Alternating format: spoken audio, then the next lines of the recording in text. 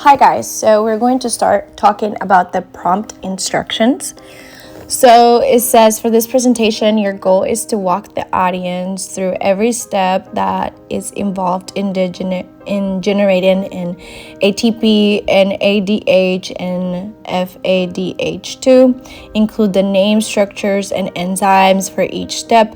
From there, look up conversion rates from NADH and FADH2 to ATP and calculate exactly how 30 ATP are formed. Also, include any step which uses an ATP. This will count against the total ATP form. My answer to our prompt is, we know that during aerobic respiration, molecules of glucose is completely oxidized into carbon dioxide and water, and it releases a lot of energy that includes ATP that are required for cellular activity. So this will occur in the following steps that I will be showing. The first step, which is glycolysis. So during this step, a glucose molecule undergoes the sequential series of enzymatic reactions and converts into two pyruvate molecules inside the cytosol of the cell. So the energy released during the pathway gets trapped into two molecules of NADH and four molecules of ATP. Now, the two ATPs are used during the phosphorylation steps in glycolysis, and the negative glucose plus the ATP, and the glucose 6-phosphate plus the ADP, with the help of the enzymes of hexokinase. Not to forget that the fructose 6-phosphate and the ATP plus the fructose 1,6 biophosphate plus the ADP also joins with the help of the enzyme of the phosphofructokinase -1. So let's talk about the ATP producing steps. So first, it's going to take the 1,3 bisphosphoglycerate and the 3- bisphosphoglycerate to catalyze by the enzyme of phosphoglycerate kinase, which will mean the two ATPs are produced from two molecules of 1,3 bisphosphoglycerate. And then it would take the phosphoenol pyruvate to catalyze by the enzyme of pyruvate kinase, which will just means that the two ATPs are produced from two molecules of phosphoenol pyruvate.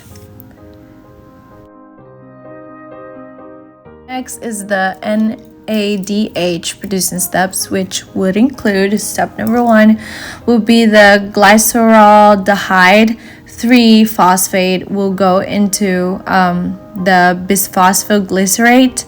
So the bisphosphoglycerate gets catalyzed by enzyme glyceraldehyde 3-phosphate dehydrogenase, which just means that the two NDH are produced from two molecules of glyceraldehyde 3-phosphate.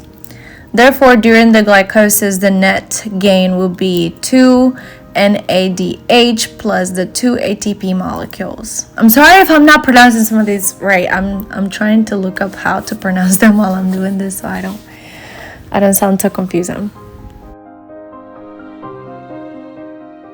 So now let's talk about the oxidative decarboxylation. So in presence of oxygen, the pyruvate molecules undergoes the oxidative decarboxylation inside of the mitochondria and converts into acetyl, the CoA, with the help of the enzyme PDH and the pyruvate dehydrogenase complex. So during this step, the generation of two molecules of acetyl CA and 2 NADH molecules, as well as two molecules of carbon dioxide from two molecules of pyruvate that are two molecules of pyruvate that are the end product of the glycolysis. So the acetyl CoA joins with the Krebs cycle or citric acid cycle or the TCA cycle and completely oxidize into carbon dioxide, which would look like the bottom as an example that I put, the 2-pyruvate plus the CoA minus the SH plus the 2NAD plus, it's just, I always put the example on the bottom. Talk about the citric cycle. Now, during this cycle, the molecules of acetyl, the CoA, are becoming catalyzed by a series of enzymes, catalyzed reactions into the CoZ, and also leads to the generation of 2 molecules of FADH2 and 2 molecules of GTP. Then 6 molecules of NADH from 2 molecules of acetyl CoA. NADH and FADH2 donate their electrons in the electron transport chain and reduce the molecular oxygen into water during the oxidative phosphorylation process, and also leads into the generation of ATP. Yeah, there it goes. Let's talk about a second step that NADH has to take. So isocitrate gets help from the enzyme isocitrate dehydrogenase, which will help the ketoglutarate through a process of oxidation and decarboxylation. Then the A-ketoglutarate will join with the succinyl with the help of the A-ketoglutarate dehydrogenase complex through a process of oxidative decarboxylation. And after that comes the malate, which joins forces with the oxaloacetate with the help of the enzyme malate dehydrogenase through a process of dehydrogenation. I'm sorry, I just sneezed. And 2 NDH is produced. So then the FADH2 production steps includes the succinate, which formulate with the help of the enzyme succinate dehydrogenase through a process of dehydrogenation, which will create the 2-FADH2. So now the GTP production will include the succinyl CoA, which has succinate with the help of the enzyme succinyl CoD synthase or synthetase, I don't know, through the substrate level of the phosphorylation, and that will create the 2-GTP. Now we're going to get to know what is the total number of the ATP production during these steps that I just mentioned. So step A, during the glycolysis, ATP generated 2 ATPs and 2 NADH were produced. Here on one molecule of NADH, 1.5 ATP were produced dependent upon the shuttle that are used for transportation of the NADH from cytosol to the mitochondria. Then the ATP from 2 NADH molecules, which will equal to 1.5 times 2, which will give obviously a 3 ATP. Total number of ATP produced during the glycolysis process will be 4. We will multiply the 4 ATP plus the 3 ATP times the NADH, which will give us 7 ATPs. But 2 ATPs get consumed during the phosphorylation steps, so a new net gain of ATPs will be ATP equals 7 minus 2, which will equals 5 ATPs.